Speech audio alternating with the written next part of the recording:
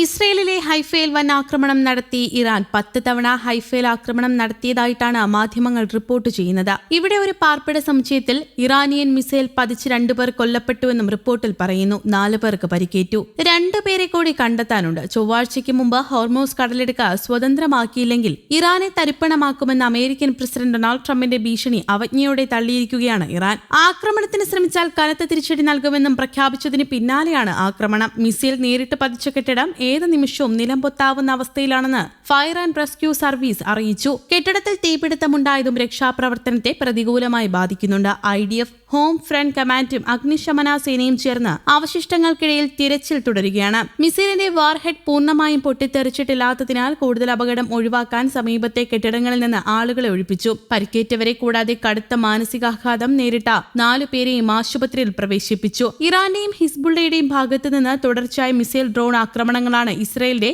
വടക്കൻ മേഖല നേരിടുന്നത്. മിസൈൽ തടയുന്നതിൽ വ്യോമ പ്രതിരോധ സംവിധാനത്തിനുണ്ടായ വീഴ്ചയെക്കുറിച്ച് ഇസ്രയേൽ വ്യോമസേന അന്വേഷണം ആരംഭിച്ചിട്ടുണ്ട്. മേഖലയിൽ സംഘർഷം അതീവ ഗുരുതരമായി തുടരുകയാണ്. ഹൈഫയ്ക്കെതിരായ ഇറാന്റെ മിസൈൽ ആക്രമണത്തിന് പിന്നാലെ വടക്കൻ ഇസ്രയേലിന് നേരെ ഹിസ്ബുള്ള റോക്കറ്റ് ആക്രമണങ്ങൾ ശക്തമാക്കി. ഞായറാഴ്ച പലതവണ വടക്കൻ മേഖലയിൽ അപായ സൂചന നൽകുന്ന സൈറണുകൾ മുഴങ്ങി. വടക്കൻ മേഖലയിലെ ഷോമ്രത്തിൽ ഹിസ്ബുള്ള തൊടുത്ത ഡ്രോൺ ഒരു വീടിന് മുകളിൽ പതിച്ചു. ആക്രമണത്തിൽ നാശനഷ്ടങ്ങൾ സംഭവിച്ചെങ്കിലും ആർക്കും പരിക്കേറ്റിട്ടില്ലെന്ന് രക്ഷാസേന അവകാശപ്പെടുന്നുണ്ട്.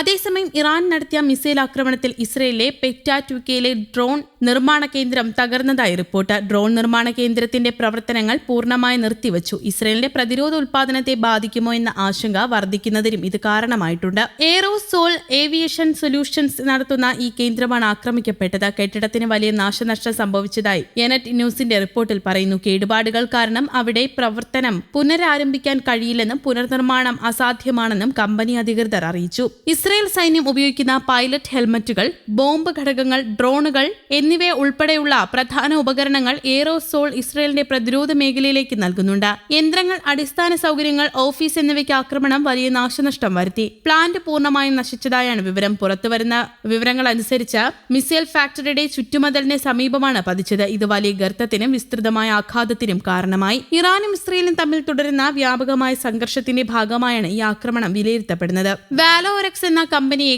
ഏകദേശം 35 ദശലക്ഷം ഷെക്കലിന് ഈ കമ്പനി ഏറ്റെടുത്തതിന് ദിവസങ്ങൾക്ക് ശേഷമാണ് ഈ സംഭവം. ഫാക്ടറി മനഃപൂർവ്വം ലക്ഷ്യമിട്ടതായിരിക്കാമെന്ന് കമ്പനിയുടെ CEO പറഞ്ഞു. നാശനഷ്ടങ്ങൾ പൂർണ്ണമാണെന്നും വാർലോഫ് പറഞ്ഞു. സ്ഫോടനം കെട്ടിടത്തെ തകർക്കുകയും വലിയ നഷ്ടം വരുത്തുകയും ചെയ്തു. ചില ഉപകരണങ്ങൾ, ഡേറ്റ, ഉൽപാദന ഫയലുകൾ, ചില ഡ്രോണുകൾ എന്നിവ വീണ്ടെടുക്കാനായെന്നും അദ്ദേഹം കൂട്ടിച്ചേർത്തു. ഫാക്ടറി പൂർണ്ണമായും പൊളിച്ചുമാറ്റേണ്ടി വരുമെന്നാണ് സൂചന. വാലോറെക്സിന്റെ പിന്തുണയുള്ള കമ്പനി ഇപ്പോൾ പ്രവർത്തനങ്ങൾ മറ്റൊരിടത്തേക്ക് മാറ്റി പുനർനിർമ്മിക്കാൻ ശ്രമിക്കുകയാണെന്നും വിവരമുണ്ട്. ഇസ്രയേൽ സൈന്യത്തിനുള്ള വിതരണ തടസ്സങ്ങൾ താൽക്കാലികമായിരിക്കുമെന്നും വാർലോഫ് പറഞ്ഞു. ഒരാഴ്ചയ്ക്കുള്ളിൽ ബദൽ സൗകര്യങ്ങൾ ഉപയോഗിച്ച പ്രതിരോധ പങ്കാളികളുമായി സഹകരിച്ചോ പ്രധാന ഉൽപാദന ലൈനുകൾ പുനഃസ്ഥാപിക്കാനുള്ള ശ്രമങ്ങൾ നടക്കുന്നുണ്ടെന്നും അദ്ദേഹം പറഞ്ഞു. ഏകദേശം 15 ദശലക്ഷം ഷെക്കലിന്റെ നാശനഷ്ടമാണ് കണക്കാക്കുന്നത്. ഇതിൽ സമീപകാല നിക്ഷേപങ്ങൾ, ഉപകരണങ്ങൾ, അസംസ്കൃത വസ്തുക്കൾ എന്നിവ ഉൾപ്പെടുന്നു. News desk, Kerala Kaumudi.